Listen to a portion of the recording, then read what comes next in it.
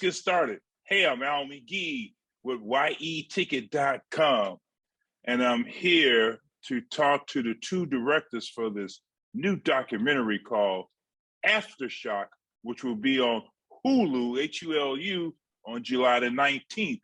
And the directors are Paula Eiselt. Is that how I say your last name? Eiselt. Eiselt, thank you. Eiselt.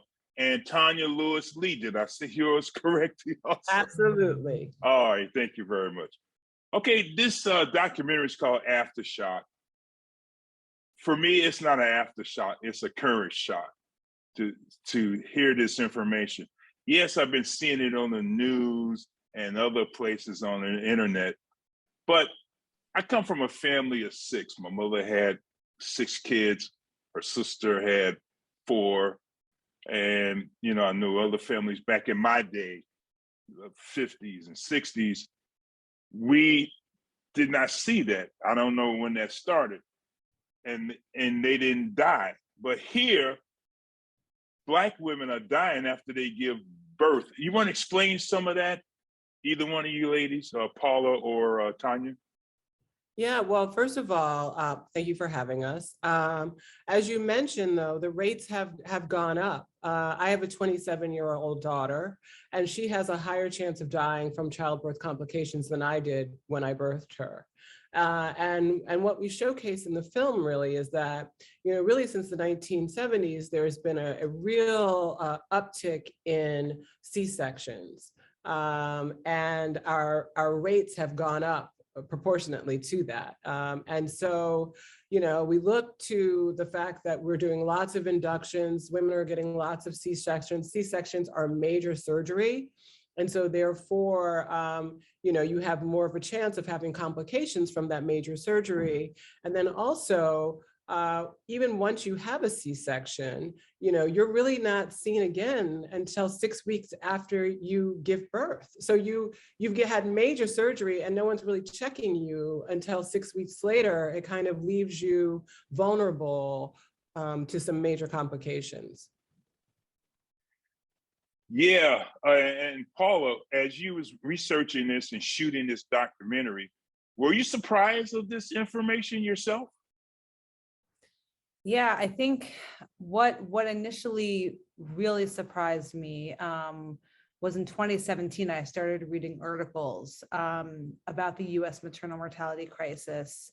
And as a mom myself, I knew how bad the system was. I had my own experiences, but it wasn't until I read the news coming out that I understood that we were in crisis and that moms, especially Black moms, were dying. I was shocked that in this day and age that people are dying from childbirth.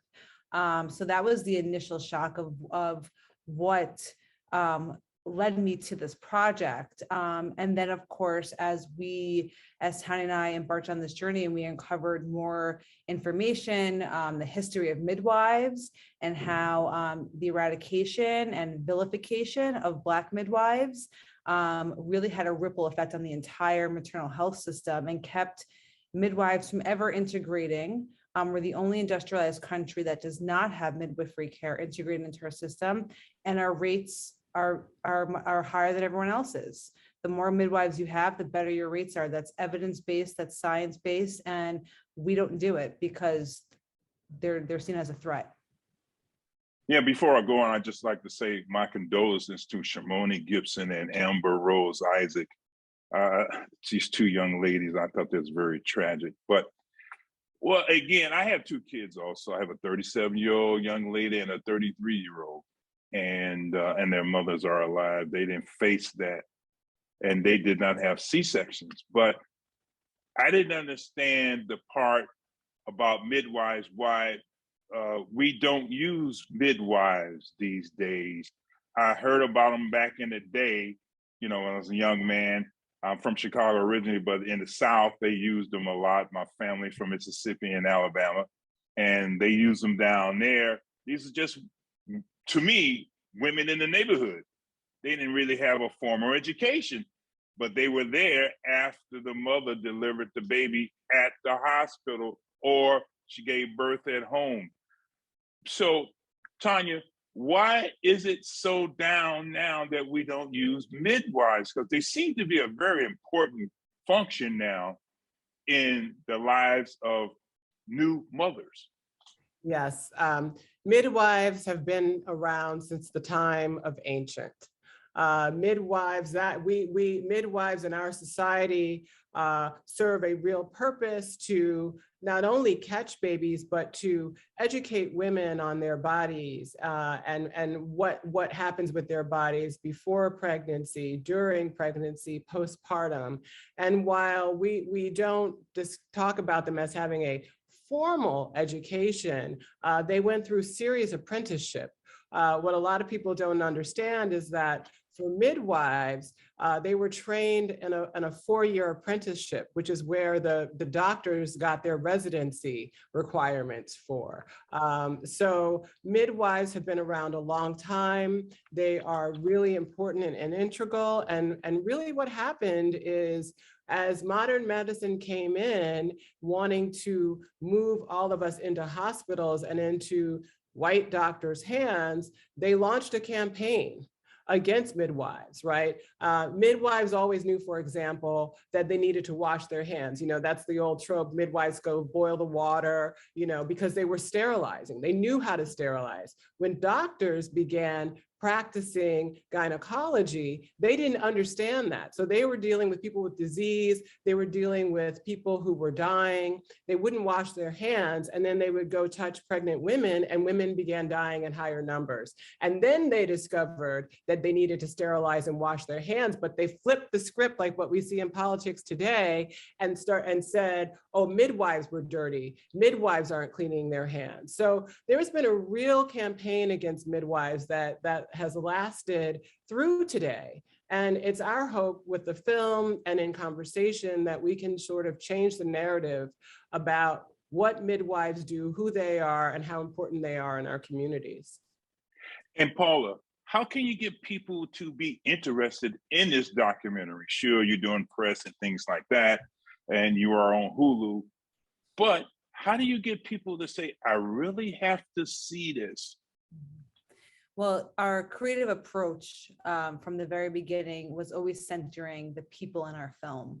It's the families of Shamani Gibson and Amber Rose Isaac, Shawnee, Omari, and Bruce. They hold the film together, and it's through that human to human connection that we hope people will want to watch the film, and then they'll get the information. But it's our amazing protagonists that are the draw, that we feel the draw to the story and to digging deeper, because there's nothing like following a family and experiencing that grief. That's going to do a lot more than facts being thrown at you by talking heads that nobody is interested in hearing, especially nowadays. So it's our protagonist that I think will get people to watch. And I just want to say that it's, while yes, they have lost and it is painful, the film is not doom and gloom. Like Shawnee, Omari, Bruce, they're doing amazing inspirational work. And we also, and they're providing solutions. So, you know, we hope that people want to come to the film to be inspired, to activate, and also to find the solutions to make sure we have better birthing outcomes in this country. Exactly. And, you know, I was telling my girlfriend about this film. She said, I really got to see it. I'm very interested in it. You know, she has a 50-year-old son herself. Well, thank you for taking time with me, Al McGee, Paula, and Tonya. I really appreciate it. And I also really appreciate the documentary, which will be on Hulu July the 19th. And man, it's exciting. And I can't wait for people to see it. But again, I want to thank you very much for doing the great work that you did. Otherwise, I really, you know, I would listen to the news and everything like that, but I wouldn't have followed families and knew all the statistics and things like that about what's going on with my family. Yeah. Well, thank you, Al McGee, for having us on today. We appreciate it. Thank really you. Appreciate you guys. And peace be with you, and happy Juneteenth. And unto you.